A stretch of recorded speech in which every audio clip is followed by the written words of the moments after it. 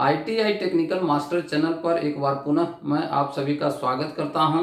आज के वीडियो में हम लोग डीजल मैकेनिक व्यवसाय की चर्चा करेंगे। डीजल मैकेनिक व्यवसाय क्या होता है, इसमें एडमिशन लेने के लिए आपका एजुकेशनल क्वालिफिकेशन क्या होना चाहिए, इस व्यवसाय में क्या पढ़ाया जाता है, इस व्यवसाय के करने के उपरांत आपका जॉब कहाँ कहाँ किस क्षेत्र में लगेगा, इन सारी चीज़ों की चर्चा करेंगे। इससे संबंधित कई तरह के सवाल कमेंट के द्वारा मुझे मिले हैं, तो उन सभी सवालों पर चर्चा करेंगे, उसका उत्तर देने का प्रयास करेंगे ताकि आपको ट्रेड चूज करते समय किसी प्रकार की परेशानी न हो।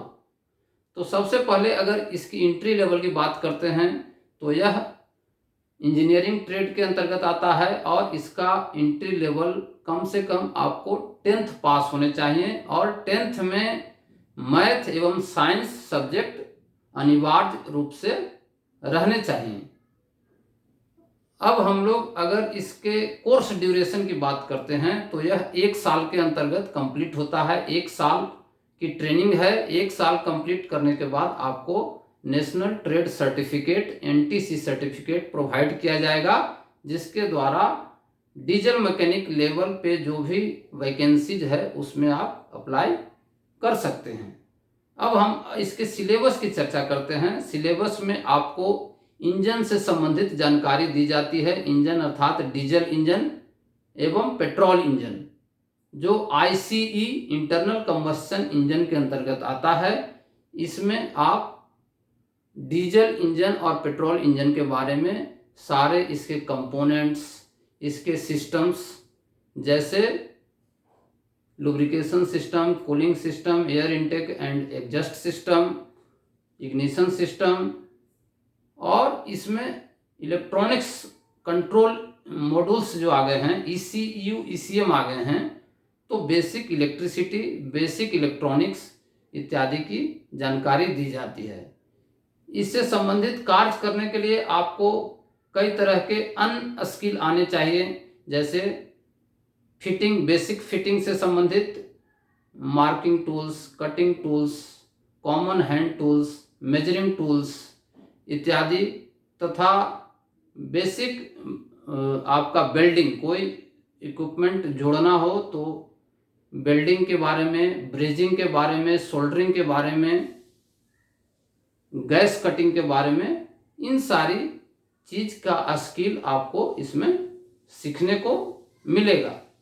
तो आप अगर इंटरेस्टेड हैं, वर्क थोड़ा कंपैरेटिवली हार्ड होता है, लेकिन सेफ्टी पॉइंट ऑफ व्यू से और जॉब अपॉर्चुनिटीज के लिहाज से देखेंगे तो डीजल मैकेनिक एक अच्छा व्यवसाय है। 1 वर्षीय ट्रेडों में अच्छा ट्रेड माना जाता है। अब इसके जॉब अपॉर्चुनिटीज की बात करते हैं। पास होने के उपरांत आप रेलवे टेक्नीशियन और ड्राइवर दोनों के लिए अप्लाई कर सकते हैं। इसके अलावा गवर्नमेंट सेक्टर में, डिफेंस में नेवल डॉकयार्ड के अंदर वैकेंसी निकलती है, BRO के अंदर निकलता है, और कई तरह के एयरफोर्स और आर्मी के अंदर भी निकलते हैं। इसके अलावा DRDO, BRAC, BARC Bhabha atomic research centre, ONGC, BPCL, HPCL, इस तरह के कंपनीज जो हैं उसमें भी आप जॉब कर सकते हैं, उसमें भी आपको वैकेंसी देखने को मिलेगा। इसके अलावा अगर प्राइवेट सेक्टर की बात करें तो प्राइवेट सेक्टर में जॉब अपॉर्चुनिटीज अनलिमिटेड है, बहुत ही बृहद है। आजकल के ऑटोमोबाइल सेक्टर में डीजल मैकेनिक का डिमांड बहुत ही अधिक है। 1 वर्षीय ट्रेड में अच्छा डिमांड है। तो ऑटोमोबाइल सेक्टर में रिपेयरिंग, मेंटेनेंस, मैन्युफैक्चरिंग और किसी भी तरह के, चूंकि ऑटोमोबाइल सेक्टर बूम पे है तो आपको वहां पे जॉब आसानी से मिल जाएगा।